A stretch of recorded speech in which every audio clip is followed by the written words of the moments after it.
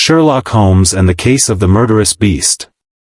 Chapter 1, Murder by the Dried Lake. When fear is passed from mouth to mouth in the mist, it ceases to be an emotion, and becomes a belief. The village of Hollowmere lay shrouded in thick fog, the kind that lingered even when the sun stood high overhead. Nestled deep within the desolate grey forests of northern England, the village was so small that even maps didn't bother to mark it. And perhaps that was why tragedy always found room to thrive, quietly, like a poisonous fungus beneath a rotting tree. The body of a man was discovered on a Tuesday morning. The first to find it was the young son of a fisherman, who was carrying his net past the dried lake at the village's edge. On the damp ground, among the crushed reeds, lay a body torn apart like wild game meat. The face was gone, the arms mangled beyond recognition. The chest had been ripped open, as if some beast had clawed out the heart. The boy's screams brought the villagers running. Local police cordoned off the scene in vain, for even the bravest among them dared not remain there long. A trembling old woman claimed the place was cursed. A middle-aged man who had once hunted near the grey forest swore he had seen glowing red eyes in the darkness among the trees. No one dared approach the dried lake after nightfall. Tales of the grey forest monster, a half-man, half-wolf creature said to have survived for centuries on human blood, flared up like dry straw catching fire. Scotland Yard was notified. Inspector Giles came to the scene personally. But he returned to the capital just one day later, clearly perplexed. All reports were vague, no reliable witnesses, the traces too bizarre to interpret, no identifiable murder weapon, no confirmed time of death. Only one thing was certain: whoever committed the act was either not human, or had long since lost all traces of humanity. 3 days later, a horse-drawn carriage arrived at Hollowmere. The man who stepped down wore a long, dark brown cloak, a felt hat pulled low to obscure half his face. His piercing gaze swept across the gathered villagers, who stood staring, curiosity etched into their faces. No introductions were necessary. The man was Sherlock Holmes. Holmes said little upon his arrival. He headed straight for the crime scene, still roped off with makeshift wooden stakes. That day, the dried lake was just as ominous and deathly as when the body had been found. The ground was muddy and soft, the air thick with the rot of wild grass and stagnant bog. Watson walked beside him, notebook in hand. Holmes stopped at a patch of trampled weeds, bending down to examine it. Not the body, that had been removed the day before, but the remnants left behind. The mud was indented nearly 2 inches deep. A claw mark, 3 long, curved talons like hooked blades, raked the earth. A second mark, nearly a meter away, mirrored the first. Watson asked whether it could have been a wild bear. Holmes gave a faint shake of his head. He gently prodded one of the prints with his cane, muttering under his breath. No drag marks. No backward steps. No randomness. Whatever, or whoever, left these prints had done so deliberately. The monster's footprint was placed with intent. Holmes looked up, eyes sweeping toward the grey forest. The ancient trees were thick and tangled, like the hair of a madman, hiding any path beneath their shadows. He turned to Watson and said, "We are dealing with a very clever murderer." The villagers eyed Holmes with a mix of hope and doubt. Some whispered that the past of the grey forest should remain undisturbed, that those who touched the darkness never returned the same. Holmes paid them no mind. He went to see the village police chief, Mr. Bramley, a man who had lived there for over 30 years. Inside a small office heavy with the musty scent of old paper and tobacco, Bramley recounted that the victim was Peter Mallory, a solitary man who lived in a wooden cabin near the forest's edge. No wife. No children. No known family. Kept to himself. Made a living chopping wood for hire. Asked about enemies, Bramley merely shrugged. In a village this small, anyone could be an enemy. Here, stories traveled faster by rumor than by truth. Holmes asked to see the victim's home. The wooden cabin was unremarkable.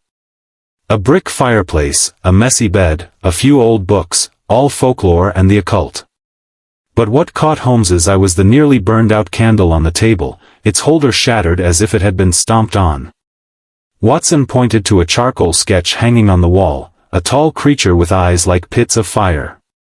On the floor, Holmes found a single strand of hair. Long, gray, coarse. Not from a dog. Not from a bear. He pocketed it, then stood, his gaze colder than before. Someone, or something, had come here that night, and Peter Mallory had known. Perhaps he had braced himself. Perhaps not. But clearly, the fear didn't come from the first encounter. It came from memory. Back at the inn, Holmes sat by the window, staring toward the dried lake. He asked Watson to record 7 observations. The victim did not die from an animal attack. The footprints were deliberately placed. The killer was familiar with the legend of the Grey Forest monster.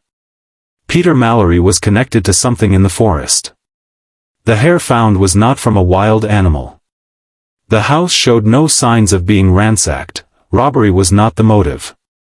And most importantly, the villagers believe the monster is real. Holmes turned to Watson, his eyes sharp as blades.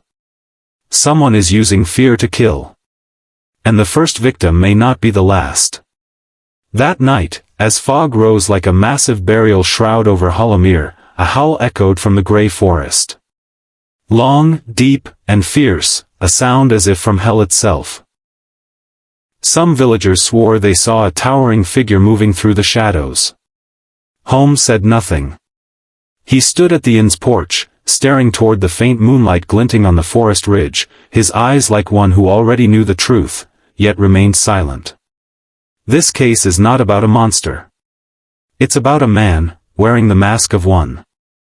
A murderer who knows how to cloak crime in fear. And from this moment on, Sherlock Holmes had entered the game of shadows. Chapter 2, Footprints that couldn't belong to a man. Not all large footprints belong to monsters, some enormous tracks are merely a facade, masking a meticulously calculated crime. The next morning, before the fog had a chance to lift, Holmes was already back at the crime scene. He brought with him a measuring tape, a magnifying glass, and a small, time-worn leather-bound notebook. The earth beneath his feet was still damp and soft from the thick mist clinging to the drained lake.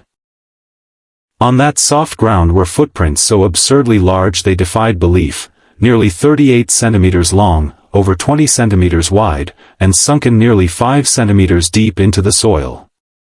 Holmes said nothing for the first few minutes. He moved lightly, carefully measuring each print, marking their positions, angles, and depth. Watson observed silently, well accustomed to Holmes's habit of slipping into wordless concentration when his mind was working at full speed. The villagers whispered among themselves, convinced the footprints must have belonged to the creature from the Grey Forest. Some even claimed to have heard heavy footsteps in the middle of the night, echoing like war drums through the hills and trees. Holmes straightened after a long pause. He pointed his ruler at a particular footprint, one slightly deeper than the others by nearly a centimeter, though the length and shape remained exactly the same. If someone heavier had stepped there, they would leave behind consistent pressure across all their steps.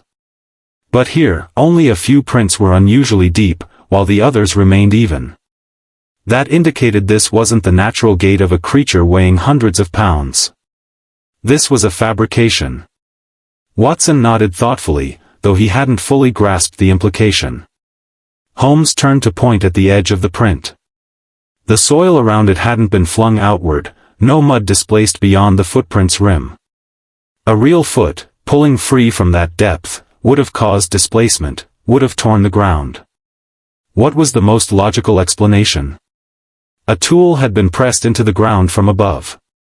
Possibly a wooden board or cast, forced down to make the impression. The person creating the prints might have stood beside it, using mechanical leverage or their own body weight to apply pressure. Holmes followed each print, measuring the distance between them. Precise. Uniform. Exactly 85 centimeters apart. No one walks through wild woods with a soldier's parade step. This was a staged scene. The work of a shadowy artist. Holmes asked to borrow a horse from a local farmer to test a theory. He compared the fake footprints' depth to those left by the horse's hooves. The weight of a full-grown horse plus rider only pressed 3.5 centimeters into the soil. The supposed monster tracks, though deeper, still lacked the telltale signs of real movement. Even more telling, Holmes discovered an unusual mark nearby, not a human or animal footprint, but a small groove in the soil, about 2 fingers wide. The trail wound its way toward a bush. He knelt and gently touched it. The groove wasn't made by something round being dragged, but rather something like a rope sliding along the ground. Rope. Pulley. Fake footprints. Holmes froze, eyes lighting with a strange, sharp gleam. We weren't looking at a monster wandering the village, but at someone who wanted the village to believe one existed. That afternoon, Holmes and Watson returned to Peter Mallory's cabin. Holmes wanted to examine the area behind the house, a spot few had paid attention to. There, he found a patch of trampled earth, some wooden stakes driven into the ground, and a snapped rope still shedding fibers into a nearby bush. Peter's death wasn't random. Someone had planned it meticulously, constructing every detail to blame something that wasn't real. The monster's footprints were misdirection, but they revealed something critical. The killer didn't want to be caught, but they needed the fear to spread. Holmes stood silently for a moment, then turned to Watson, voice grave. If all they wanted was to kill someone and get away, they wouldn't have invented a monster. But if they intend to kill again, and keep the villagers terrified, they need a story. They need a monster to hide behind. This was a long game. A crime with structure. That night, Holmes and Watson slipped from the inn and crossed the village in silence, heading for the western forest, the place villagers claimed to have seen the creature. They carried lanterns, revolvers, and an old bear trap borrowed from a local hunter. In the dense darkness, every sound was amplified. The hoot of an owl became a shriek. A falling leaf sounded like stealthy footsteps. The night forest smelled damp, sweet, and faintly of decay. Holmes selected a small clearing, set the trap, and sprinkled the coarse gray hairs he had collected the previous day across its surface. Then he and Watson hid behind a large fallen log and waited. It didn't take long. There was a sound, clearly footsteps. But not quite human. The rhythm was steady, heavy, as if someone were carrying something weighty, or dragging something behind them. The footsteps stopped before the trap. Silence followed. 1 minute. 2 minutes. 3. Watson held his breath. Holmes squeezed his arm, signaling patience. Suddenly, there was a sharp rustle. The lantern light caught something falling into the trap, not a man, not an animal, but what looked like the head of a creature, shaggy, with 2 hollow eye sockets. A fake animal head. Someone was testing them. Holmes sprang from his hiding spot, but only caught a glimpse of a tall figure vanishing behind the trees. On the ground were real human footprints, no more signs of the monstrous ones. Only now was Holmes certain, the killer hadn't merely fabricated a monster, he was toying with them, like a cat playing with a mouse. An intelligent adversary. Perhaps someone from the village. Perhaps not.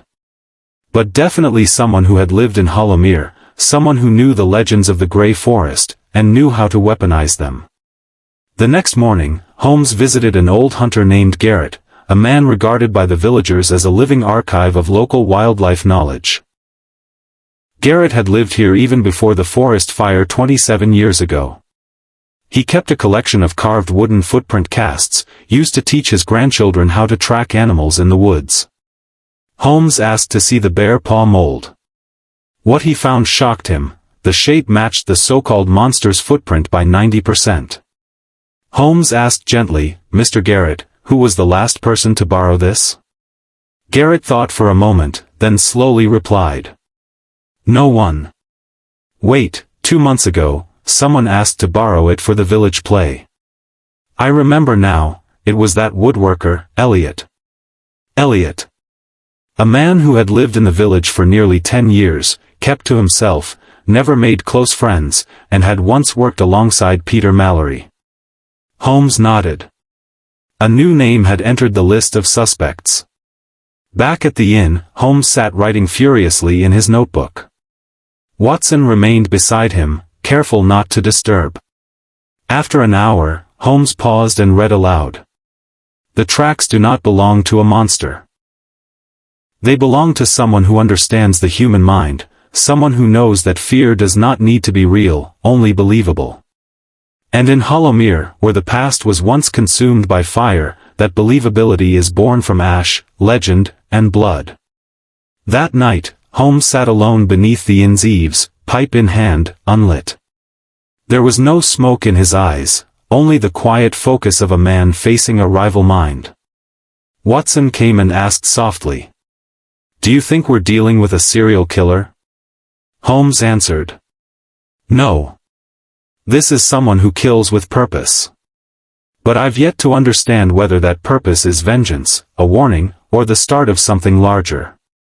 Watson asked, "So what's the next step?" Holmes replied, "To find the one person in this village who not only knows how to create fear, but how to control it. This is not just a murderer. It's someone building a monster to mask himself. And there's only one way to reveal the truth: we must make the monster show its face." Chapter 3: The Woman Who Wept in the Dark. Not every cry in the night comes from sorrow, some sobs are messages from the past, calling forth secrets that refuse to rest. The morning sky over Hollowmere was ashen, as if dusted with soot. The clouds hung low, the wind blew cold, and a quiet unease spread through the air. Holmes remained silent as he and Watson walked along the damp dirt path to a house about 300 meters from the crime scene. It was the home of an old woman named Agatha, the only witness living near the scene, and someone the villagers avoided speaking of. They said she cried every night, whispered as if conversing with someone long dead. Some believed she was mad. Others thought she was possessed. Holmes believed neither. The small house was gray, with a roof of aging wooden shingles, moss-covered walls, and a window left slightly ajar. Upon entering, they were greeted by the scent of mildew, musty, but not unbearable. Agatha sat beside an extinguished fireplace, wrapped in a gray shawl, her fingers gently rubbing a worn rosary. Her face was neither fierce nor confused, just weathered, like the walls surrounding her. Holmes bowed in greeting and quietly sat down on a wooden chair across from her. Watson stood near the door, silent. Agatha did not look at them. She stared into the cold hearth, whispering as if speaking only to herself. "It's come back. I heard it last night. The footsteps. The smoke. Just like back then." Holmes didn't interrupt. He simply listened, silently. Then, gently, he asked, "What did you hear?" She murmured dreamily. "The wind through the broken window frame. But it wasn't wind. It knows I'm still alive. It's looking for me. It's the child I buried with my bare hands 19 years ago." Watson glanced at Holmes. Still, Holmes said nothing. After a few minutes, he politely asked to look around the house. Agatha didn't stop him, she merely nodded vaguely. Holmes moved slowly, letting his hand glide over dust-covered objects, a stopped pendulum clock, a photograph face down on a table, a bookshelf full of yellowing paper. On the wall hung a faded portrait, a young man with a cold expression and piercing eyes. Beneath it was an inscription, so worn it was nearly illegible. Holmes leaned in close to read it. 3 words, Anthony Hollowmere. Hollowmere. Holmes turned back to look at Agatha. She was still whispering. "Anthony was your son?" Agatha did not answer. She let out a dry, choked sob, like a gasp from lungs that hadn't breathed freely in years. Holmes resumed his silent search. On a small altar, he found something strange, a tarnished silver pendant, engraved with 2 interlocked letters, A and H. Not a common piece of jewelry. Classic. Expensive. The kind worn by men. And few would have initials engraved unless they belonged to a family of status or tradition. Holmes set the pendant back on the altar. But as he walked out of the room, light from the window struck its surface, revealing a faint red gleam. It wasn't pure silver. It was an alloy of silver, tin, and iron, the kind once used in folk tales to repel beasts of legend. That night, Holmes and Watson returned to the house once more, this time staying outside. From behind a large oak tree, they watched Agatha's home as the village lights gradually went dark. At exactly midnight, a soft weeping arose from within the house. Not wailing. Not moaning. Just a steady sobbing, like the ticking of an old clock. Then came the creak of wood. Holmes gently squeezed Watson's shoulder, signaling silence. A tall, thin figure emerged from Agatha's door, carrying a cloth sack. He didn't light a lantern. He walked slowly toward the back of the house, then disappeared into the forest. Holmes and Watson followed immediately. They moved in utter silence. The forest path was pitch black, but Holmes tracked the faint impressions of the man's shoes in the soft earth. Soon, they reached a small mound of land, the path to it obscured by leaves and vines. The stranger had vanished beyond it. The next morning, Holmes returned to the spot. He discovered signs of old digging, but something else caught his eye, a half-burned scrap of paper with handwriting. Part of the text was still legible. Hollowmere never forgets. He looked up, in the direction of Agatha's house. In the village, Holmes gathered another tale from a worker at the local tavern. Anthony Hollowmere, Agatha's son, had been an intelligent but emotionally unstable teenager. He once set fire to a livestock shed after being beaten by his father. At 17, Anthony vanished during the Great Forest Fire. His body was never found. The villagers believed he died. Agatha believed he had been cursed, or worse, that he had never truly died. Holmes quietly replaced the photograph of Anthony on the altar when he returned to the house. That's when he noticed something. There was no dust on the picture frame. Agatha had been cleaning it every day. Holmes persuaded her to let him see Anthony's old room. She reluctantly agreed. The room was on the second floor, locked with an old iron padlock. When the door opened, a musty odor surged out. The room was covered in cobwebs and dust. But something was off. Small footprints led from the window to the corner of the room, where a wooden box lay hidden under a cloth. Holmes opened the box. Inside were scraps of paper, written in shaky handwriting with charcoal ink. They read, "I will return. No one will escape. They burned me. Blood must be paid." Another note read, "Peter first. Then." The next line had been torn off. Watson looked at Holmes. "It can't be Anthony. He's dead."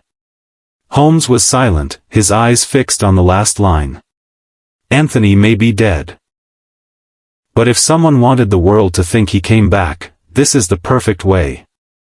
As they left Agatha's house, Holmes was deep in thought. He looked toward the gray woods north of the village, where the old fire had consumed half the forest and buried dozens. Watson asked, "Then who wrote those notes? Agatha?" Holmes shook his head. "Not her. Someone else. Someone who knows Hollowmere's past, understands Agatha's pain, and is using that grief to mask a crime."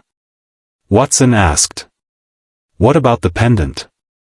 Holmes replied, "The initials A and H. They may stand for Anthony Hollowmere, but they could belong to someone else with the same initials. And that forces us to broaden our scope of suspicion." On their final night in the village, Holmes returned once more to Anthony's room. He tapped gently on the floorboards, one by one. Near the foot of the bed, the sound changed, hollow. He pried up the plank. Beneath it was a small compartment.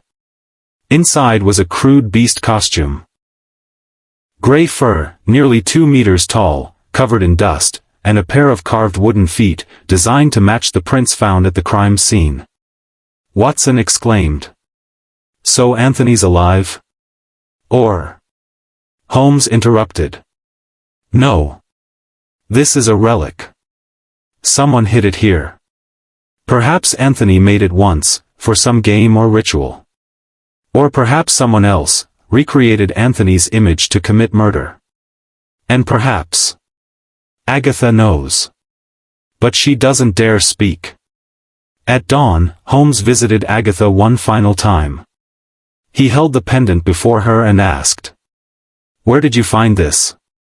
Agatha didn't answer. She took it, pressed it to her chest, and began to weep. "He gave it to me, that night." He stood at the window. Said nothing. Just held out the pendant, then vanished. Holmes asked, "Are you certain it was Anthony?" Agatha whispered, "A mother's heart knows." Holmes turned away. There was no certainty in his eyes, only another layer of fog settling over the Hollowmere monster case. Anthony's body may have vanished in that old blaze. But his shadow remained, in his mother's grief, in the village's memory, and in the cruel plot now unfolding. And if Anthony is merely a name resurrected to spread fear, then who is standing behind it all? Chapter 4, The Screech in the Moonlit Night. Not everything we see in the dark is real. Sometimes, fear itself is staged like a play, and light is merely the trick of the one behind the curtain. The moon hung high, perfectly round like an ancient eye watching over the village of Hollowmere. The sky was unusually clear, revealing a deep blue dome where each silent star seemed to step aside, making way for something about to unfold. Watson, for some inexplicable reason, couldn't sleep. Something weighed on his mind, perhaps the haunted look in Mrs. Agatha's eyes that morning, perhaps the image of the silver necklace glinting in the first light of day, or maybe the persistent sobbing that echoed in the old house, like water seeping through stone, not forceful, but relentless. He decided to step out and take a walk around the small forest where Holmes had once traced clues. The night air was cold but clear, carrying the scent of wild grass and old ashes from long-dead fires.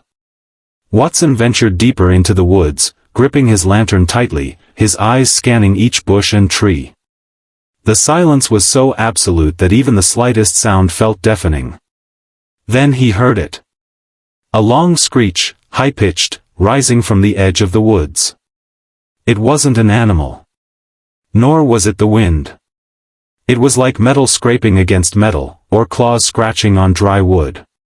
Watson froze, eyes wide. And then, between two large oak trees, he saw it. A tall, mist-like figure, standing still as smoke. Its face was indistinct, but two red, glowing dots burned where eyes should be, bright as embers. They didn't flicker. They didn't move. They stared straight at him. Watson's heart pounded. His hand trembled, causing the lantern to sway. He stepped back, his foot snapping a dry branch, and the figure vanished. No sound. No rustling leaves. As if it had never been there at all. Watson ran back to the lodge in the village, where Holmes was hunched over his desk, scribbling conclusions drawn from Anthony's room. When Watson recounted what he had seen, Holmes didn't react the way Watson expected. No fear. No shock. Just a glint in his eyes, as if another piece had just clicked into the map forming inside his mind. Holmes simply said, "Take me there. Now." The moon was still high when they returned to the forest. Watson pointed to the exact spot where he had stood, and where he had seen the strange creature. Holmes said nothing. He moved slowly, examining the ground, the snapped twigs, the wind's direction. Then he stopped, crouched near a tree root, and retrieved a small object embedded in the wood. A tiny lens. It had been hidden inside a thin wooden frame, designed like a device for reflecting light. Its exterior was covered in black dust and moss for camouflage. The interior held a polished red reflective mirror, shaped like a convex eye. Holmes held it up to the moonlight. A red gleam flashed, identical to the eyes Watson had seen. Watson gasped. So, those weren't eyes? Holmes shook his head. No. A reflection. A lens placed precisely to catch the moonlight, creating a pair of fake eyes. Only someone standing exactly where you were would have seen that red glow. A clever psychological trick. Combined with the screech, produced by a mechanical device hidden nearby. Holmes reached into a nearby tree root. He pulled out a small wooden box, inside which were gears and a pull string. A rudimentary but effective mechanism, designed to emit sound when night wind passed through its gaps. Holmes said. This is part of the stage. A scripted performance. Watson asked. Why place it here? Holmes replied. Because this was the first place Anthony was attacked, and the first location mentioned by Mrs. Agatha in her muddled words. The one behind this wants to resurrect the past, revive old fears, and slowly build belief that Anthony has returned. The next day, Holmes returned to the scene of the first incident. He carefully noted the direction of the wind and the moonlight's position from the previous night, then made his way back to the village. At the pub, he asked the innkeeper about people who used to be Anthony's childhood acquaintances. The innkeeper listed 3 names: Peter, the first victim, Marcus, now a forest warden, and Edwin, who had left the village years ago. All 3 had been part of a group known for bullying Anthony and were suspected of involvement in the forest fire from back then. Holmes gave a quiet chuckle. And now, Peter is dead. Watson whispered. Next is Marcus? Holmes nodded. If we don't stop it in time. That night, they visited Marcus's home on the forest's edge. It was a modest hut, nestled near the western border. Marcus was a large man with a beard and a rough demeanor, though not entirely unfeeling. When Holmes mentioned Anthony, he scoffed. That kid? He died before I even grew up. His mum's gone mad. Anyone saying he's back is just scaring themselves. Holmes asked. Have you noticed anything strange lately? Marcus thought for a moment. Last night, someone was walking around the house. I thought it was a coyote. But there was no barking. No tracks either. Strange thing, once I saw a red glow behind a northern tree. Holmes didn't reply. He turned to Watson and said. We need to stay one step ahead. That night, Holmes planted several nails around the bushes near Marcus's house. Among them was a special trap, a reverse reflection lens. If someone tried the light trick again, it would reflect the illusion back at the trickster. Around midnight, with the moon at its peak, the screech came again. Marcus jumped up with a rifle. Watson aimed his lantern. And this time, they saw the red eyes move. Not a reflection. Something real. Holmes acted instantly, chasing the glowing eyes. But within moments, they vanished again.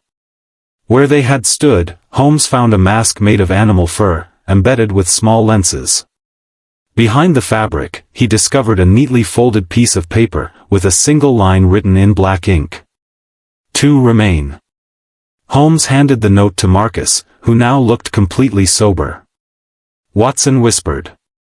We're up against someone intelligent, meticulous, and ruthless. Holmes nodded silently. He doesn't just want revenge. He wants the villagers to believe the killer is a monster. A legend come to life. Because only when they believe, will he be free to strike again, without suspicion. The next morning, Holmes returned to the forest, this time exploring the northwest, the only area he hadn't investigated. In a rock crevice near a dry stream, he discovered subtle signs, a broken metal wire, a burned battery, and a soaked notebook. The first line read, The strong are not those who take revenge, but those who make others die of fear. Holmes closed his eyes and exhaled a long breath. The battle of minds was beginning to take shape. The killer wasn't a monster, but a man. A man orchestrating this entire stage like a master director, layer by layer guiding victims toward collapse. And if Holmes couldn't unravel the next disguise, the next victim would die. Chapter 5, The Second Corpse and the Cipher in the Wine Cellar. When crime wears the mask of legend, the murderer is not just a killer, but a storyteller. One who writes in blood, fear, and clues laid not to be traced, but to test the intellect of their adversary. Morning in Hollowmere was no longer as peaceful as before. News of the attack the night prior spread like forest wind. The villagers whispered, narrow alleys buzzed with rumors. Some claimed to have seen red eyes on the church rooftop. Others swore they heard howling whenever the eastern wind blew. And then, before the sun had fully risen, a man came running across the main road, face pale, shouting incoherent words. The second corpse had been found, in a small house at the southern edge of the village. The victim was Marcus, the forest warden Holmes had warned the night before. He lay curled beside the doorstep, eyes bulging, lips dark purple. But the most haunting detail was not his posture. It was what had been stuffed in his mouth, animal fur, soft, ash-gray, soaked in fresh blood. Holmes arrived just minutes later. He said nothing as he crossed the threshold. His eyes swept every detail, the man's hand still lightly clenched, as if he had struggled against something. 2 parallel scratches lingered on his collar, like claw marks. Nearby, the oil lamp was still warm. There were no signs of a struggle, but the scent of burning lingered. Holmes descended immediately into the wine cellar, a place he had briefly inspected the night before. The rickety wooden stairs led to a damp chamber with a low vaulted ceiling. A faint light filtered in through a small window near the ground. But this time, what stopped Holmes was the acrid stench, half-burnt paper mingled with the musty scent of aged grapes. On the floor, beside the largest wine barrel, lay a small pile of ash. In the center, something had survived. A thick scrap of paper, 3 corners burned, but the center still intact. Not letters, but dots and dashes. Holmes recognized it at once, Morse code. He carefully lifted the scrap with tweezers, placed it under a magnifying glass, and examined it by lamplight. His eyes narrowed, following the rhythm of the dots and dashes like the pulse in his mind. This was what remained. LU/BOAD/MONG/VUOD. He paused. Perhaps the final word was not completely burned, hence unclear. But with the instincts of someone who had cracked hundreds of ciphers, Holmes understood immediately. The Claw Brigade. Watson looked at him and asked. A group? Holmes gave a slight nod. Not a name. A title. An organization. And Marcus's death is no longer personal, it's a message. Watson frowned. But why leave a clue after killing? Does he want to be caught? Holmes replied. No. He wants to be understood. Or rather, he wants us to think we understand. The police arrived soon after, but Holmes had already instructed that no one was to touch the scene in the cellar.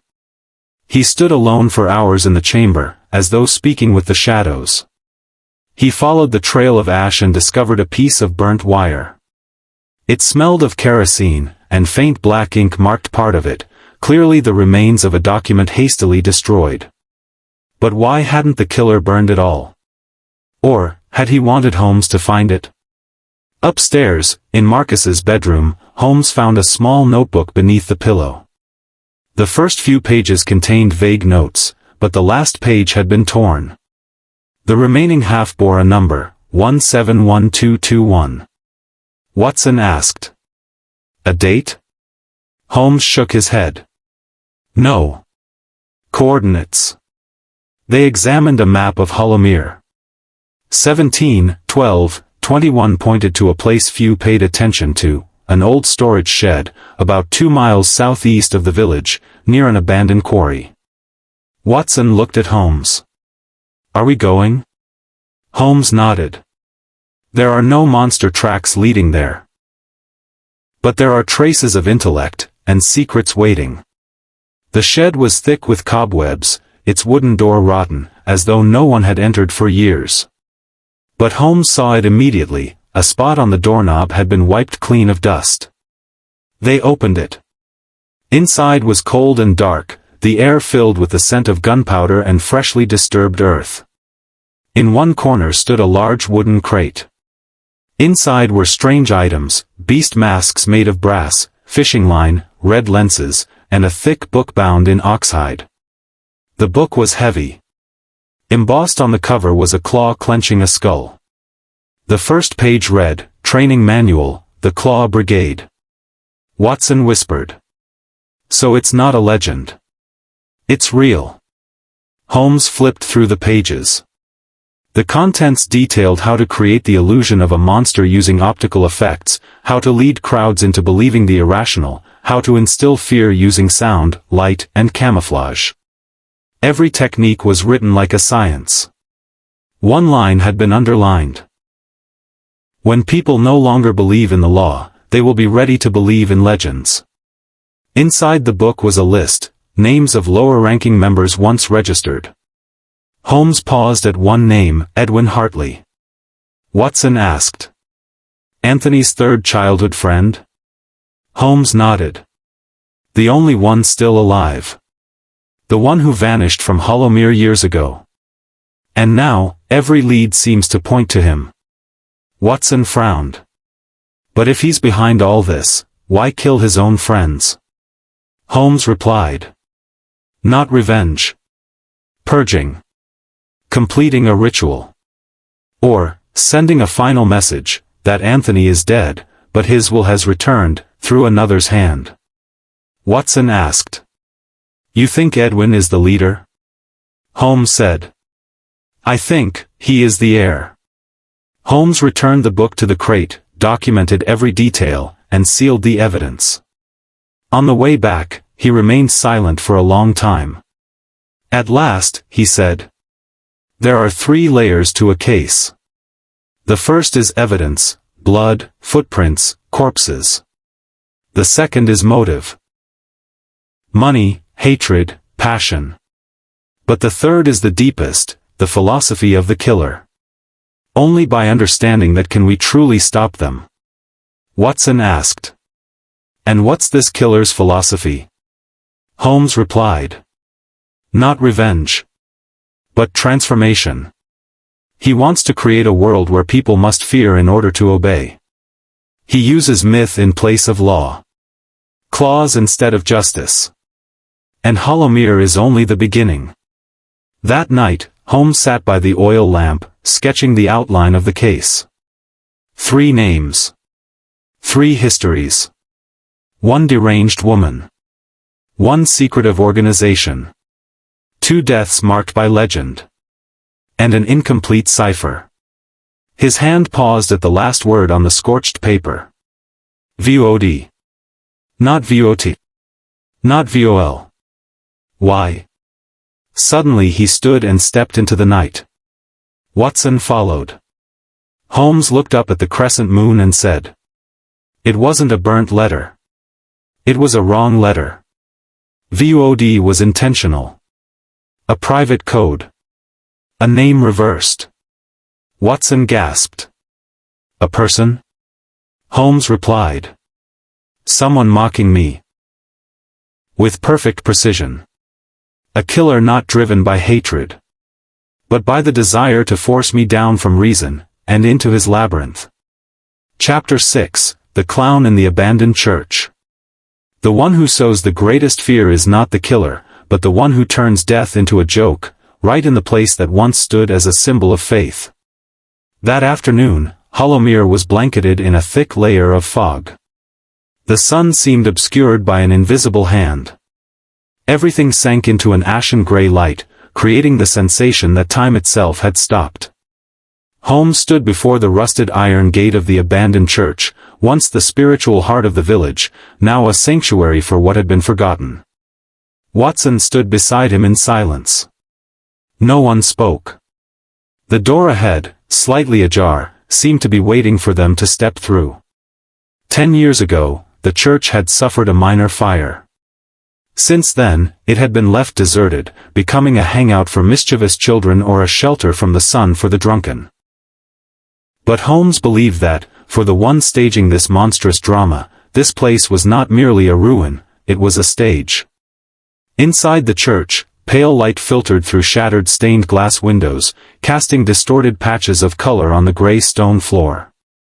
Rotten pews were scattered haphazardly, thick dust layered across the decaying wood. On the altar, the crucifix lay broken, tilted askew, as if toppled by some divine wrath. Holmes moved slowly toward the back of the church, where the priest's quarters had once been. The small door remained, its iron lock long since broken. He pushed it open, and a wave of mold and rotting wood filled the air. Inside, there was nothing but an old iron bed, a wooden desk, and a broken bookshelf. But Holmes knelt to examine the floor. A faint footprint, very faint, caught his eye. Not from an ordinary villager. A small shoe, worn and damp. Someone had been here last night. Watson entered quietly behind him, but before he could speak, they both heard it. A sound above, creak, then louder, creak. Someone was moving on the rafters. Holmes looked up. There was someone on the beams. Suddenly, something dropped. Watson jumped aside as a loud crack echoed. A figure, dressed in a tattered, garishly colored coat, rolled across the floor and sprang up like a wild animal. A pale white face with smeared paint. Eyes lined black with red rims. A grin stretched from ear to ear. A frizzy wig like a crow's nest, caked with dust and dirt. The clown. He said nothing at first, simply stared at Holmes. Then, abruptly, he burst into laughter, a shrill, broken cackle like metal scraping against metal. Holmes took one step forward. Watson reached for his gun, but Holmes raised a hand to stop him. The clown stopped laughing. He spoke slowly, each word like it had been whittled down with a blunt knife. The next will be the priest. Then, without warning, he threw a handful of ash into the air. The room filled with smoke. When Watson lit his lantern and scanned around, the clown was gone. No one could catch him. There was no logical exit from the room. But behind the wardrobe, Holmes discovered a small vent, just wide enough for a small person to slip through. Fresh mud smeared the edges. This clown wasn't merely mad. He had a plan. Holmes turned back to the desk. There was only one item on it, a necklace made of thorny cord, with a worn Victorian coin in the center, an issue exclusive to clergy who had served at the Hollowmere church since the 1840s. Watson flipped the coin over and gasped. An engraved inscription, "Consecrate the soul, forsake the flesh." Holmes reflected. An old religious creed. But to this man, it's a declaration. He's playing a game of sacrifice. That very afternoon, Holmes and Watson went to see the only living priest left in Hollowmere, Father Benedict, retired for 8 years now, living in a small room next to the poorhouse. Father Benedict was old, hunched, and clouded of eye, but his memory remained sharp. When Holmes mentioned the old church, the priest shivered. There are things that should never be unearthed. The church wasn't abandoned because of the fire. It was because someone hanged himself in the sacristy. Holmes asked. Who? Father Benedict sighed. Father Gerald. He supposedly found heretical texts in the church's underground library. After that, he changed, started rambling about demons, and one day, he hanged himself from the rafters. Watson asked. And that was covered up? The priest nodded. The church didn't want scandal. And the villagers were afraid. No one dared speak of it. But one child witnessed it all. Edwin Hartley. The name fell like a stone. Holmes went silent. That night, Holmes and Watson returned to the church, now on high alert. They inspected every brick, every alcove, and finally found a hidden passage behind the pulpit. A narrow corridor leading to a basement sealed with stone. It took nearly 3 hours to clear the way. Below was a square room with a low ceiling, the walls covered in faded black ink symbols. At the center stood a stone pedestal with claw-like scratches. On the wall, Holmes found old handwritten pages, most torn and illegible. One remained intact, written in Latin. The demon does not come from hell, but from misguided faith. He who wears the cloth but harbors filth in his soul, will turn belief into a blade. Watson whispered. It's not legend. It's real. Someone strayed from faith, and turned it into obsession. Holmes nodded. The clown is that broken remnant. He's not merely a lunatic. He's pain wrapped in a comic mask. And if he said the priest is next, then Father Benedict is in danger. They rushed back to the poorhouse that night, but Father Benedict's room was empty. On the desk lay a single scrap of paper, handwriting erratic, seemingly scribbled in haste. No time left. I must return to where it all began. Holmes understood immediately. Father Benedict had gone back to the old stone chamber, where Father Gerald had once hanged himself. It was the place where the curse had closed in. But it was also where he, the clown, Edwin, or both in one, was waiting. Watson asked. What if we don't make it in time? Holmes clenched the thorn necklace. His eyes were as cold as the Hollowmere woods at night. Then faith will die once more.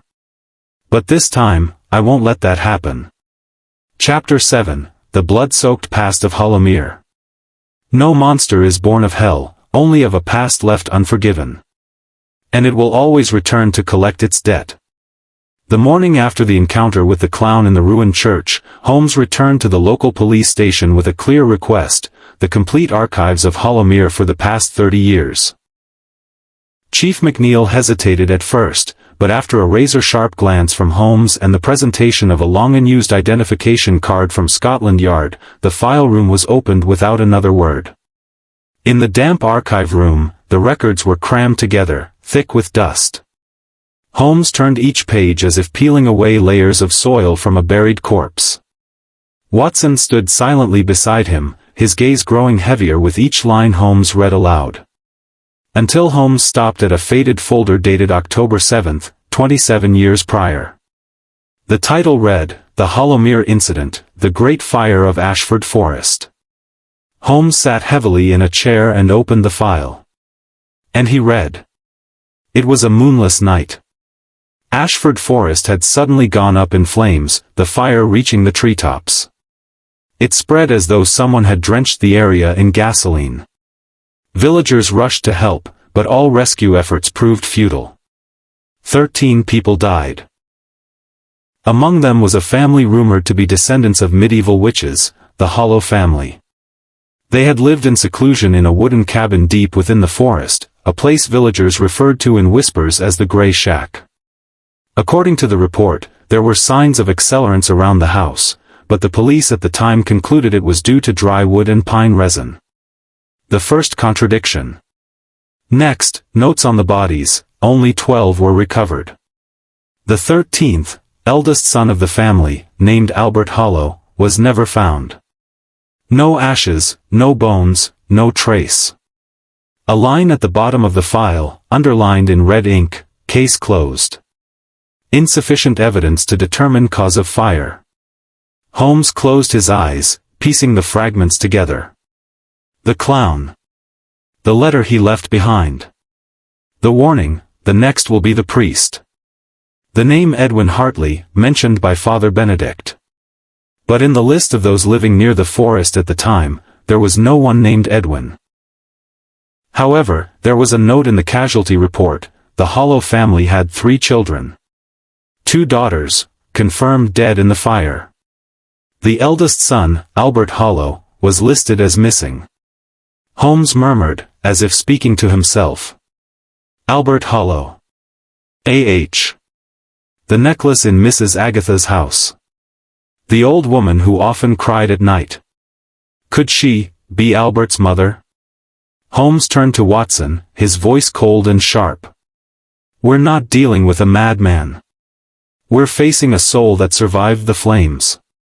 A boy who was burned alongside his family.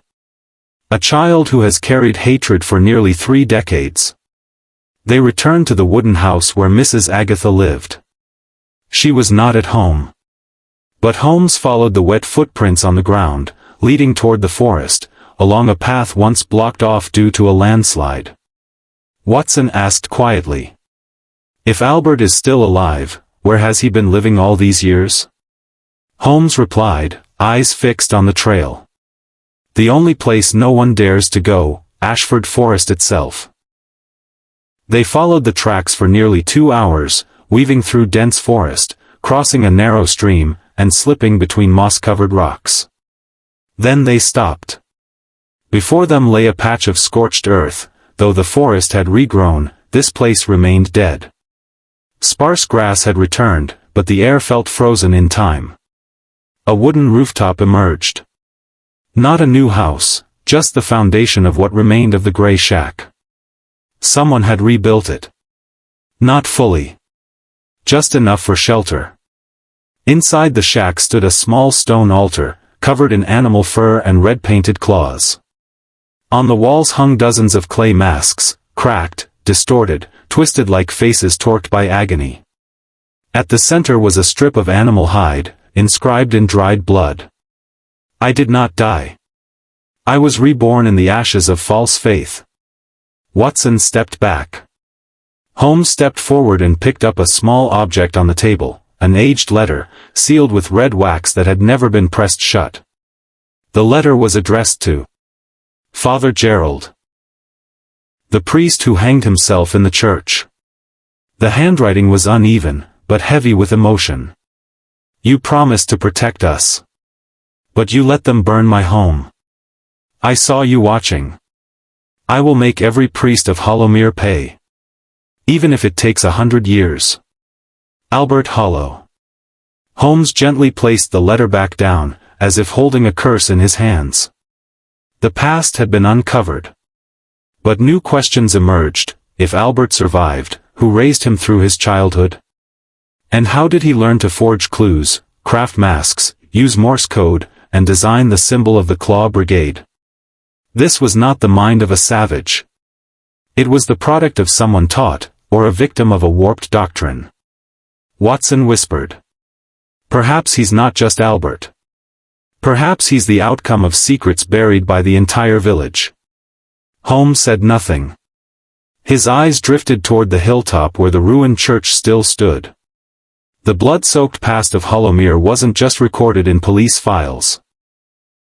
It pulsed in the land itself, in every stone, in every wrinkle on the faces of the village elders. Holmes whispered. We're not solving a case. We're unlocking a gate, one that should have remained buried forever. Chapter 8, A Secret Conversation in the Tavern. When darkness hides crime, the real secrets don't lie in the screams of monsters, but in laughter, clinking glasses, and the final whispers of the most sober man in the room. Holmes entered the Rusted Goat Tavern with his hat pulled low, an old coat slung across his shoulders, and a staggering gait as if he had just emptied an entire barrel of beer. The thick air reeked of smoke, alcohol, and rotting wood, a place where the line between sanity and madness was easily lost. Watson had gone in ahead, seated in a corner with a newspaper spread wide as if engrossed in the sports section. Holmes scanned the room and chose a seat near the bar, close to the fireplace, right beside the table of 2 unfamiliar men whispering in hushed tones. The fire cast flickering shadows on their faces, making it hard to tell their age or identities. But their posture said one thing clearly: these were no ordinary villagers. One had a low voice, but each word was hissed like he feared they might drift into an unwelcome ear. The other occasionally let out a dry chuckle, his finger tapping the rim of his glass with a sharp, metallic ting. Holmes slumped his head onto the table, though he was keenly listening to every word. The first man said, "Everyone thinks it ended with Gerald's death and those bodies covered in fur. But no. That was just the smoke screen. The real event is about to begin." The other chuckled. "The people of Hollowmere are still trembling from the monster we released. Exactly as planned. Keep them afraid, and they'll never see whose hand holds the knife." Holmes clenched his fingers under the table. Not a monster. A plan. Someone was orchestrating a play, using the shadow of Albert Hollow to hide something far more calculated. The first man sipped his drink, then lowered his voice. "The brigade is ready. Once the new priest arrives in town, the signal will be given. We just have to make sure no one traces the communication network." Holmes subtly extended a finger behind his back, a signal to Watson. In the haze of alcohol and smoke, Watson quietly folded the paper, stood up, and slowly exited the tavern. A slight nod confirmed, he had identified the target. The second man stood up first, tall, bearded, wearing a long coat with a faint claw insignia stitched near the cuff. He left through the back alley. Watson silently followed, leaving no sound behind. Holmes remained seated. The other man kept sipping his drink. It was then Holmes noticed something in his eyes, not just cunning, but blind devotion. He wasn't merely following orders. He was serving a cause. As the man stood to leave, Holmes caught a glimpse of a metallic chain around his collar. Not a cross, but a bent claw. The symbol of the Claw Brigade. On the way back, Holmes met Watson in an alley near the marketplace. Watson spoke in a hushed tone. "That man went into a red brick house at the end of Stonewall Street. No nameplate, no number. Windows boarded shut. I didn't get too close, but 2 more people went in, wearing identical long coats." Holmes thought for a moment. "We have to get inside. But not tonight." He looked up at the sky. Clouds had thickened. Wind from Ashford Forest was beginning to blow back toward the village. The next morning, Holmes returned to the police station and requested the list of residents in the Stonewall Street area from the past 5 years. One name caught his eye, Marlon Drevin, former bishop of the Church of St. Ignatius, dismissed for preaching extremist doctrines. No one knew where he had gone after leaving the post. Holmes dug deeper. Marlon had once held sermons deep in the forest, drawing dozens of followers. But after the Hollowmere fire 27 years ago, he vanished from all records. A long blank. As if someone had deliberately scrubbed all traces of him. That evening, Holmes and Watson broke into the red brick house. Inside was not a home, but an underground ritual chamber. Claw symbols lined the walls, an altar draped in animal fur stood in the center, and a detailed map of Hollowmere lay spread out, with several locations marked by red pins. At the very center was a diagram of the newly constructed church. Beneath it, a chilling inscription. "The sacrifice nears completion. Old blood shall guide the new." Watson murmured. "These men, they're not just criminals. They're performing a ritual." Holmes nodded. His eyes landed on a painting at the back of the room, a man standing amidst flames, arms raised high, his eyes devoid of pupils. Beneath it, the inscription. "He who rose from the ashes, messenger of the claw." That night, Holmes didn't sleep.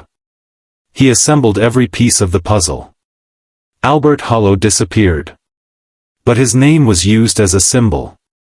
The monster in the forest was a diversion. The red eyes? Just reflective lenses. The villagers who died, pawns to provoke fear. The Claw Brigade was the real force behind it all. And now, a blood ritual was about to begin, in the new church.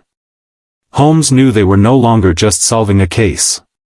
They had to stop a rising tide of fanaticism, one born from past pain and nourished by present blood. he whispered. The first death was only a warning. The smoke has cleared.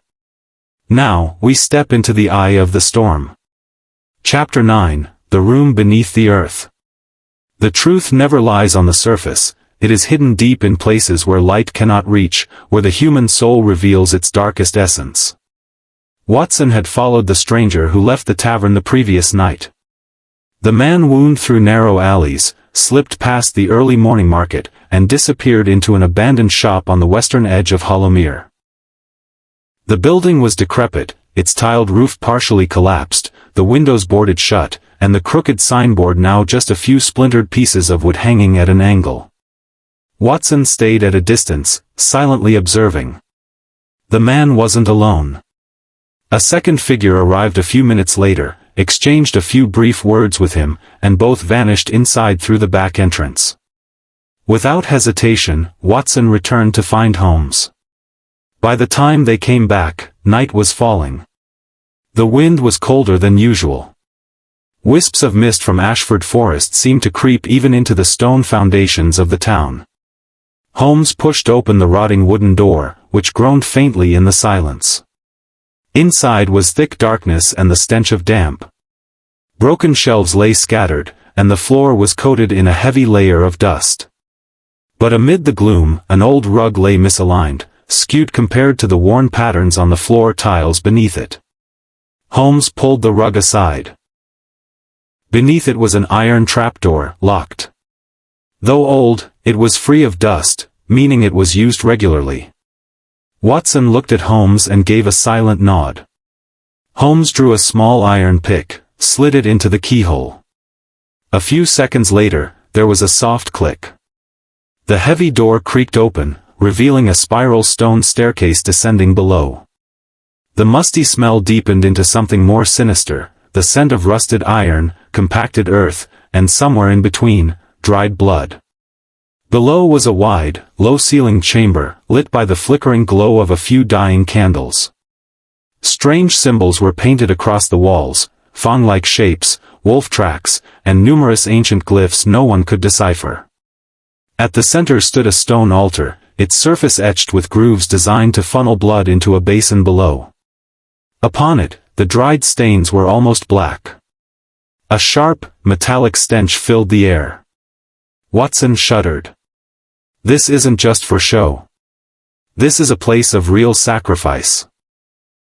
Holmes said nothing, his eyes fixed on the wall behind the altar. There hung something that stopped him cold. A wolf's head mask, matted with dried blood. Its fur was clumped and stained red. The eye sockets were deep and hollow, as if staring directly into the soul of whoever faced it. Holmes stepped closer, inspecting the inside of the mask. He found something wedged within the lining, a small piece of paper, folded into quarters, nearly obscured by blood. He carefully unfolded it. Inside was a sequence of characters. B 17//X 13//B 24//Saturday//midnight. Watson frowned. Coordinates? Or a coded command? Holmes nodded slightly. Could be locations. Or the timing of the next ritual. He turned back to the altar. There were signs that something circular had once sat in the center, a charred ring, blackened with soot. But whatever it was no longer there. Holmes wrapped the mask in a cloth and turned to Watson. We need to study the symbols on the walls. Some resemble the ciphers used by ancient secret orders. They could indicate directions, or names of members. Watson looked up at the drawing next to the entrance, a wolf standing on two legs, its head thrown back in a howl, flames rising at its feet. Beneath it, jagged letters had been carved with something sharp. Ash opens the path. The messenger shall choose the purest blood. Holmes lowered his voice. They're not just killing for ritual. They're searching for an object or a person who meets some condition. And that person may have already been chosen. They left the abandoned shop before dawn. Holmes brought the mask and the slip of paper back to their lodging and immediately compared the coordinates to a map of Hollowmere and the region's old military topography. Coordinates B-17 and B-24 matched two significant locations, the ruins of the old church, and the graveyard behind Black Hill. X-13 sat directly in the center of Ashford Forest. A place no one dared enter after sundown. Holmes marked all 3 points on the map and connected them with red ink. A triangle formed, and at its heart was a perfect circle, the intersection point, the new church. And Saturday at midnight, only 3 days away. Holmes picked up the mask and stared at it for a long time. He understood now, this had gone far beyond a murder investigation. This was a religious cult, organized, purposeful, and planned for decades. The people of Hollowmere were being led by the ghosts of their past, but not by spirits. By the living, disguised as demons, fulfilling a forgotten curse. The next morning, Holmes visited the village library. He searched through the old archives, records predating the forest fire 27 years ago. At last, he found a map segment that had been cut from the main registry. A hand-drawn map. At its center was a room marked with a strange symbol, identical to the one they'd seen in the underground chamber. The annotation read, "The Blood Room, Site of the Covenant." Holmes folded the map, his eyes heavy with thought. Now all signs pointed to one conclusion. The room beneath the earth was not the beginning. It was merely the first station. Behind the wolf mask, there was a greater beast, not yet revealed, but ready to leap from the shadows. Holmes turned to Watson, his voice firm. "We must go to X-13. If that is the ritual's core, all answers lie there. And if the Claw Brigade truly seeks to revive something from the ashes, we must reach it before they do." Watson asked only one question. "Do you think Albert Hollow is still alive?" Holmes didn't answer immediately. He simply placed the wolf mask on the table and stared into its hollow eyes. If he is still alive, then what lives is no longer human? Chapter 10, The Missing Priest's Notebook. The silence of a vanished priest is the loudest scream echoing in the darkness of a community on the verge of being swallowed by sin and despair. Holmes sat at the old wooden desk in his study at 221B Baker Street, turning page after page of the diary belonging to Father Nathaniel Hargrove, who had disappeared a month earlier under mysterious circumstances. The notebook had just arrived from Hollowmere, found in the priest's small room at the new church. It was a miraculous gift, perhaps the final thread in a fraying investigation. On the very first page, scrawled in trembling, anxious handwriting, was a chilling sentence. "Someone is playing the devil, granting himself the right to judge. He lives through memory and human blood." Holmes closed the notebook, his eyes sharp and cold. The priest's warning felt like a dagger to the heart of a case that had stretched far too long. Watson, seated beside him, sipped his tea and said, "The priest's disappearance is no longer a coincidence. He saw too much, knew too much. And now, this diary is the only clue that remains of his existence." In the following pages, the priest described strange signs that had begun appearing in Hollowmere shortly before he vanished. At first, it was just whispers in the night, strange lights in the Ashford Forest, and figures in black cloaks lurking around the church. But what terrified him most was the growing sense that someone was watching his every step. Every night he heard soft, inhuman hissing, the sound of a creature that didn't belong to the world of men. Father Nathaniel wrote that he had tried several times to contact the police, but no one believed him. The villagers were too frightened to speak, haunted by threats and the bloody past of Hollowmere. He also recorded the discovery of an old book in the library of the abandoned church. It was thick, its yellowed pages filled with writing in a strange ancient language. The book was titled The Covenant of Darkness, and it described rituals and curses used by an ancient organization to summon power from the shadows. Holmes carefully closed the diary and turned to Watson. "This is the key to unraveling the veil of this entire mystery. The priest wasn't just a victim, he was the last witness to a dark force manipulating Hollowmere. Watson frowned. But who are they? And how could they operate so openly? Holmes replied firmly. The Claw Brigade.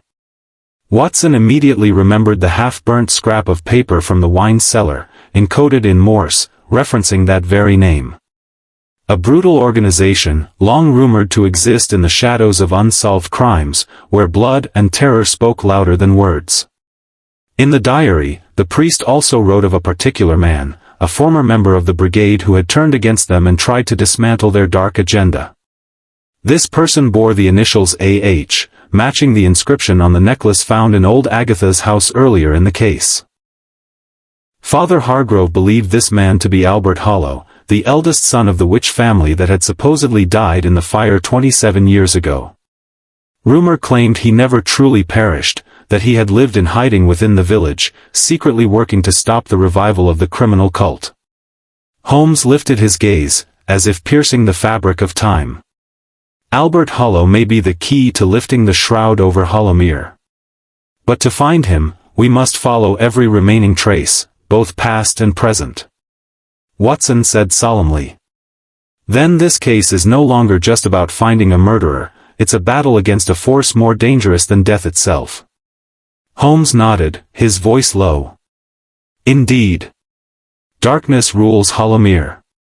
And we must find a way to bring light before it's too late. Holmes resolved to return to Hollowmere immediately. He knew time was running out.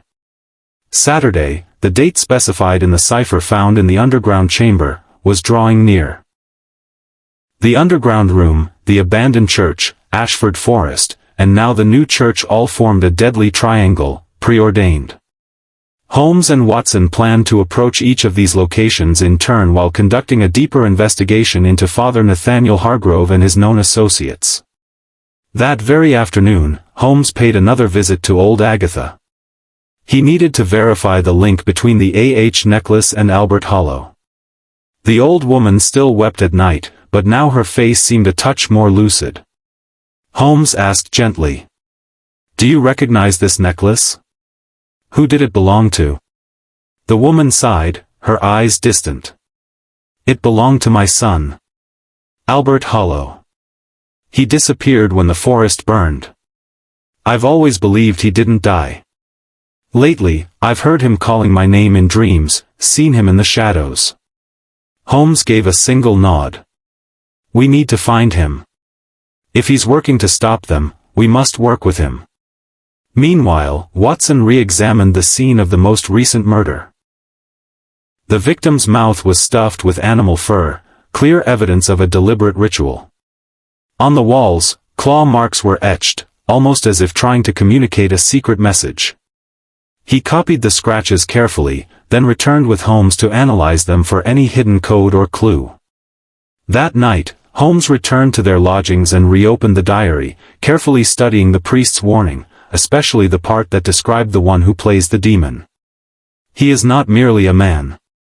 He is the embodiment of fear, of cruel judgment, and of the death that stalks Hollowmere. Holmes made a note. To defeat him, we must understand his mind and his past. Only the light of truth can dispel this darkness. The next day, Holmes and Watson finalized their plan to infiltrate the new church, the center of the ritual triangle. Outwardly, it remained peaceful, but inside, it harbored deadly secrets. In Father Hargrove's former study, Holmes found detailed notes on the Claw Brigade, descriptions of ancient rituals, and the coordinates of secret meeting points. Hidden inside an old book was a letter, carefully concealed, speaking of efforts to regroup and complete the final rite. Watson looked at Holmes, worry in his eyes. If the ritual is completed, the consequences will be unimaginable. Holmes exhaled deeply, his tone grave. And only we can stop it. The deeper Holmes dug, the more he saw the intricate web connecting the murders, the fake monstrous signs, and the conspiracy of the Claw Brigade. Every step forward was a battle, not just against physical threats, but against the darkness of the human mind and the terror of the unknown. But one thing remained certain, Holmes and Watson would not stop until the truth was fully revealed, and the ghosts of Hollowmere were cast out forever. Chapter 11, When the Monster Has Human Intelligence. Human intelligence can be the sharpest weapon, but it can also be the shackle that restrains freedom, especially when it is distorted by the darkness of sin and madness. Holmes and Watson sat in the sitting room at 221B, the flickering oil lamp casting shadows on the walls, blending with the heavy atmosphere of secrets yet to be revealed. Holmes folded the priest's diary, his eyes fixed intently on the empty space ahead. What we are facing is not a mindless monster, but a killer with intelligence and a deeply twisted faith, one so profound that he believes himself to be that very monster. He believes he is chosen, bearing the burden of sin and past, driven by a perverted religious conviction, Holmes said, his voice low and firm. Watson was stunned, struggling to immediately grasp the complexity of this hypothesis. A villain bound by the madness of faith, turning himself into the monster to commit savage acts? Who exactly is he? Holmes smiled faintly, his gaze sharp. That is the answer to the mysteries behind all the crimes in Hollowmere. The killer is not some bizarre creature, but a human whose mind is haunted by the darkness of his past.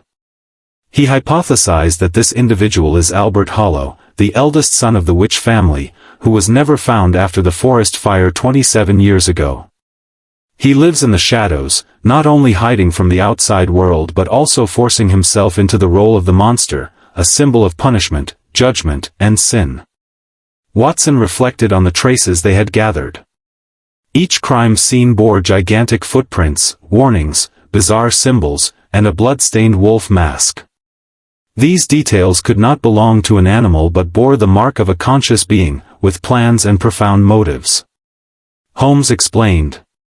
The killer uses the monster's image to spread fear and conceal his true identity. He wants to send a message: the final judgment has come. His evil is a distorted holy war, a journey of revenge and dark purification. Watson shuddered at Holmes's description of the murderer. He was not merely a cold-blooded killer but an extremist believer, a dark crusader ready to sacrifice everything for his warped faith. The murders were carried out following ancient rituals, demonstrating the intersection between religious belief and madness. Every detail at the scene was like a part of the tragic song he composed for himself.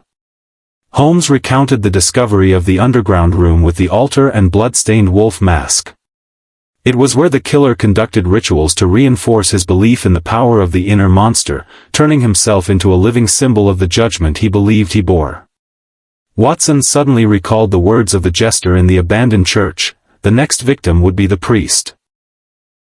Clearly, the killer had a calculated plan, and Father Nathaniel Hargrove was the ultimate target, or at least a key link in the chain of events. Holmes continued. Father Nathaniel not only uncovered the conspiracy but also tried to stop this man by keeping a diary and warning others. But the murderer silenced him to seal the mouth of the most important witness. Watson fell silent, realizing the enemy's ruthlessness and cunning. Holmes looked at Watson, his eyes full of determination. We must find him before the final ritual is completed.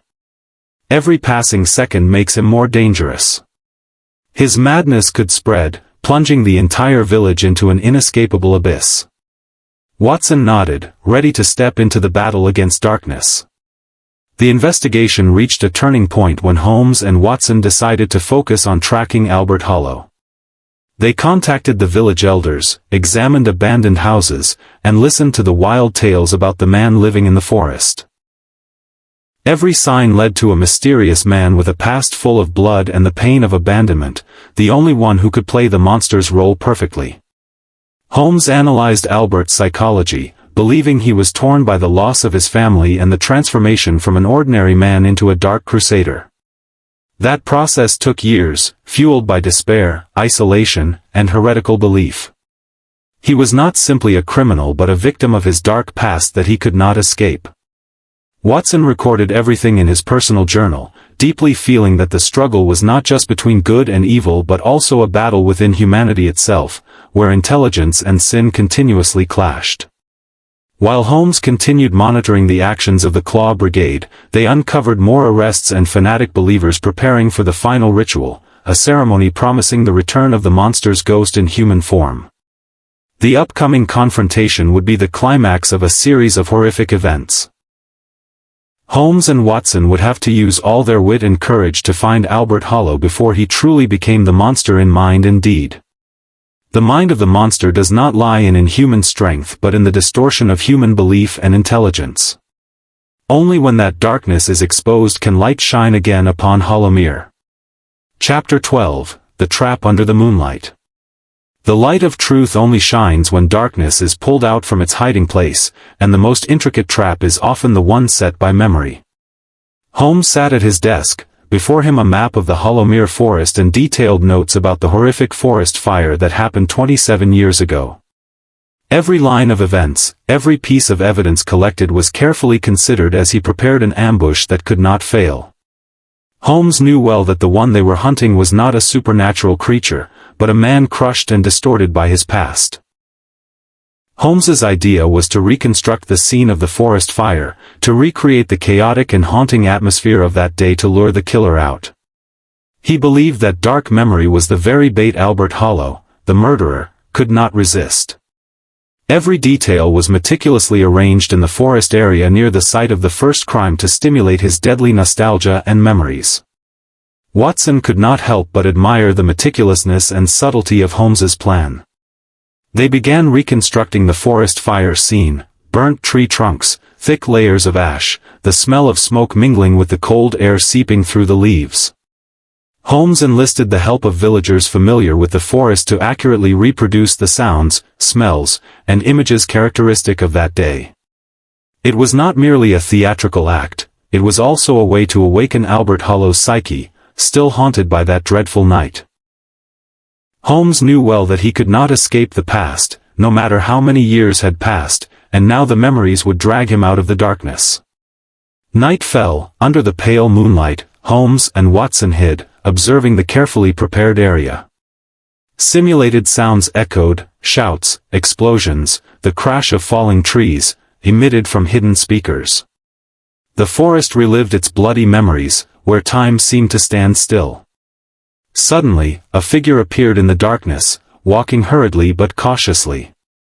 Holmes's flashlight revealed a gaunt face, deep-set eyes full of sorrow and hatred. It was not a monster as rumored, but Albert Hollow, the sole survivor of the horrific forest fire.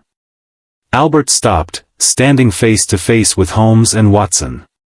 He showed no fear or attempt to flee. Instead, his gaze was challenging, as if testing the intellect of the man, forcing him to confront his past. Holmes stepped forward, his voice calm and warm. "We know what happened.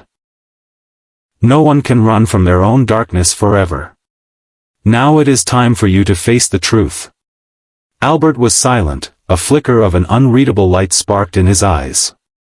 He forced a strained smile and then began to tell what had happened on that night of the fire. He was not the one who caused the disaster, but the one betrayed and forced to survive at any cost. He recounted the torture, the loss of his family, and the pain that pushed him into the darkest corners of his soul. He admitted he had turned himself into a monster, but not in the usual sense. That monster was a symbol of pain and revenge, also the thing that helped him survive years of being hunted and mistrusted. Holmes listened intently, analyzing every detail and connecting them to the recent murders. Every act by Albert had a purpose, cruel and twisted, yet still within the psychological logic of a deeply wounded man. Watson saw clearly the human side of this monster. A being trapped between life and death, between truth and illusion. Albert was a fusion of intellect and madness, an embodiment of unrelenting pain. After hours of conversation, Holmes proposed that Albert surrender and cooperate to dismantle the Claw Brigade, the organization threatening the village's safety. At first, Albert hesitated but then realized the futility of the violent path he had taken. He agreed to cooperate, providing Holmes with valuable information about the organization and the dark rituals they were preparing. From this, Holmes and Watson began their grand plan to eradicate this cruel conspiracy at its root. As the moonlight faded, the dialogue ended with hope for a different future, free from the monster's shadow haunting the people of Hollowmere. Holmes and Watson withdrew from the forest, carrying the promise of justice and restoration. The trap under the moonlight was not just an ambush to catch a killer but also a test for Albert Hollow himself. A confrontation with his inner darkness and a choice between life and death in the real world. However, the story did not end here. The Claw Brigade remained, like a dark specter, and the real battle was only beginning. Holmes and Watson had to prepare for harsher trials, where intellect and courage would be pushed to the limit. This trap was the first step in a chain of surprising and thrilling events, opening a new chapter in the investigation of the killer monster at Hollowmere. Who will survive? Who will be drawn deeper into darkness? Chapter 13, The Confession of One Who Refuses to Be Human.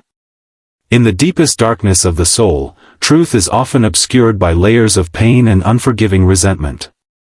Albert Hollow sat in a small room, the flickering light reflecting on his gaunt face and the scars of one who had endured hell on earth. He was not the monster people imagined, but a man who had lost all faith, transformed into a shadow left behind by the flames that burned down his family and his childhood. Before Holmes and Watson, Albert began to confess, a confession not easy to accept but sincere and bitter. He killed the villagers because he believed they deserved punishment, those who had set fire to his family's home 27 years ago, a horrifying event that took everything he once loved. Albert's story was not simply about revenge but was the embodiment of pain and rebellion against the world. He believed he was no longer human but the incarnation of darkness, of the fire that scorched the past and burned all that was good.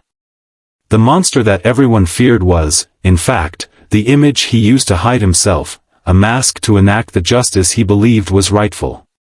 In his eyes, every death was a price paid for the sins of the greedy, cowardly people who destroyed his family. Holmes listened without interrupting once. He understood clearly that to solve this case at its root, one had to deeply comprehend the pain of the culprit as well as the complexity of a deeply wounded psyche. Watson, with his compassionate heart, felt the loss and despair woven into every word Albert spoke. He was not truly a monster, but a victim of a tragedy without escape. Albert described long lonely nights, ostracized and mocked by the villagers, the mental torment that gradually eroded his sense of self. The emergence of the Claw Brigade was like an anchor in his chaotic life, leading him down a dark path, yet the only path that still held meaning for him. He believed his existence was to fulfill the punishment fate had assigned him, a dark mission that only those standing on the edge could understand. Every detail in Albert's confession was a piece of the tragic portrait of a man who had lost everything and was pushed into a devilish abyss without escape. Holmes saw not only the crime but also the vicious cycle of pain and hatred that turned him into a killer wearing the mask of a monster. For Albert, killing was not mere violence but a fair punishment for those who had once committed crimes against his family. Each death was a warning, a testament to the power of darkness that could swallow anyone who dared to err. Holmes and Watson realized that to end this tragic chain, they needed not only to catch the culprit but also to heal the wounds in this man's heart. That was not easy because Albert no longer believed in ordinary forgiveness or justice. The story became more complicated when Holmes discovered that Albert did not act alone. The Claw Brigade had pulled him into a complex web of manipulation and lust for power. The murders were just the tip of the iceberg caused by this organization. Watson was surprised to learn that, in Albert's mind, the monster was not only a figure to scare others but also the dark soul he had pursued as an unchangeable destiny. This was why he became the most dangerous and unpredictable adversary. Holmes proposed a new plan to free Albert from the Claw Brigade's control while preventing the cruel schemes the organization was preparing. The final confrontation was drawing near, and Holmes knew this would be a battle not only of intellect but also of the spirit. Closing with a bloody and painful confession, the investigation faced increasingly difficult challenges. Albert was no longer a mere killer but a symbol of the deepest pain and darkness within the human soul. Chapter 14, The End, The Silence After the Mist. Darkness destroys not only with claws but also with silence and wounds of the heart that never heal. At last, the Hollowmere case closed like an old, tattered book, yet each page still bore the deep marks of pain and mysteries not fully uncovered. Holmes and Watson stood by the lake shore, where the faint light of late afternoon filtered through the thin mist, creating a scene both tranquil and haunting. Holmes silently gazed at the still surface of the lake, where the dark memories of the forest fire, the tragic deaths, and Albert Hollow's shadow seemed to be veiled beneath the water, yet could never be erased. In that moment, Holmes suddenly uttered a thoughtful statement soaked in truth. Not all monsters have claws. Some monsters wear the mask of humanity, born from hatred and unhealed pasts. Watson, standing beside him, nodded in agreement. He knew better than anyone that this was the most terrifying truth.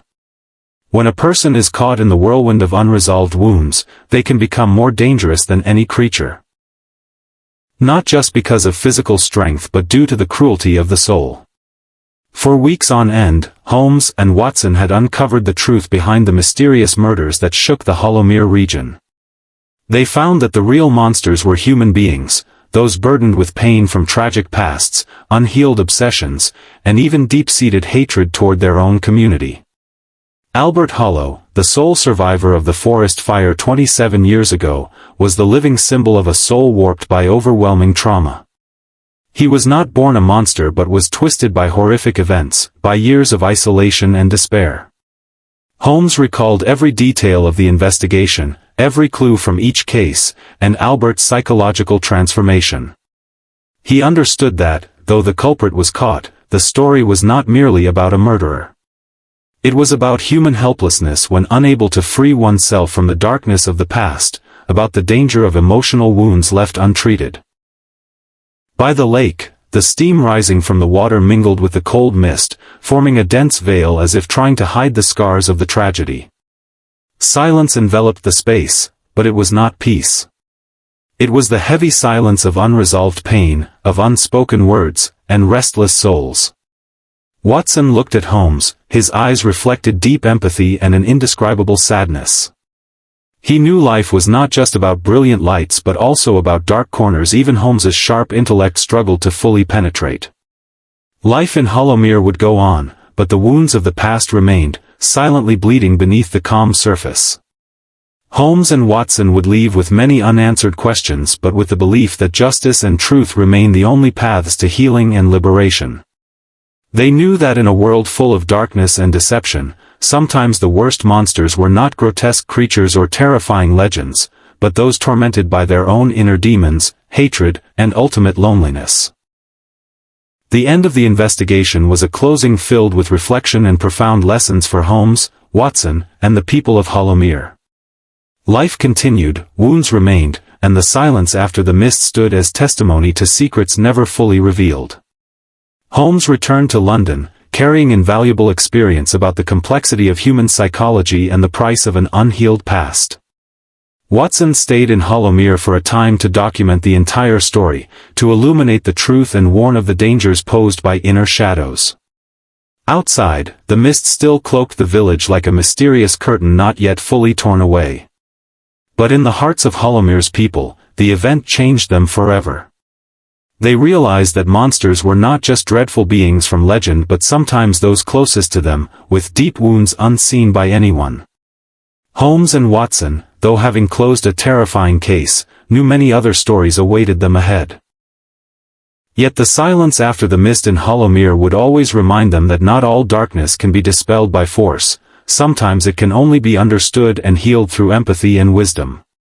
With the weak moonlight shining down on the lake, Holmes looked deeply into the still waters, then turned to Watson. "That is the most frightening truth."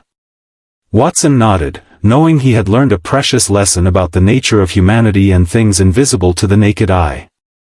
And so, the secret veil of Hollowmere closed, leaving everyone with a heavy silence and a lesson on forgiveness, the cost of an unhealed past, and the necessity of compassion to heal the deepest wounds of the soul.